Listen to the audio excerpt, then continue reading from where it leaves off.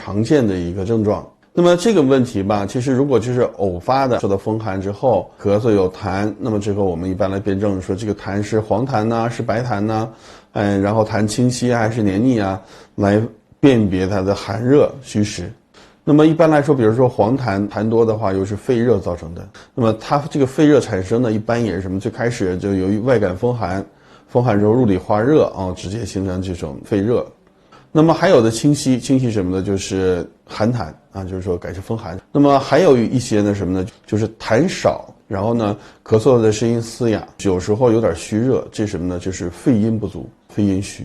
因为肺属焦胀嘛，说怕寒怕热，本身呢肺阴也容易不足，这种呢会出现肺阴虚的情况。再有还是什么呢？就有的人是咳喘反复发作，过两天我又开始咳嗽了。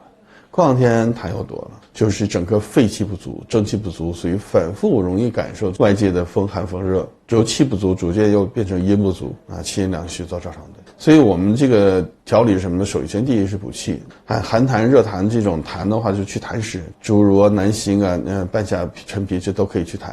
然后止咳也是，如果是肺热这种的话，可以考虑金银花啊清肺热。那么肺阴不足的话，可以加一些百合呀、杏仁之类来治肺阴。那么如果这肺气不足的话，我们就考虑什么呢？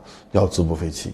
我们常用的黄芪啊、防风啊、白术啊这些东西在滋补肺气，这样的话就不容易感受外界风寒，来预防这种咳嗽痰多。那么治疗的话，刚才也讲了，就是这个怎么祛痰，怎么样的润肺啊这些问题。好，那么关于咳嗽痰多的问题呢，我们就谈到这儿。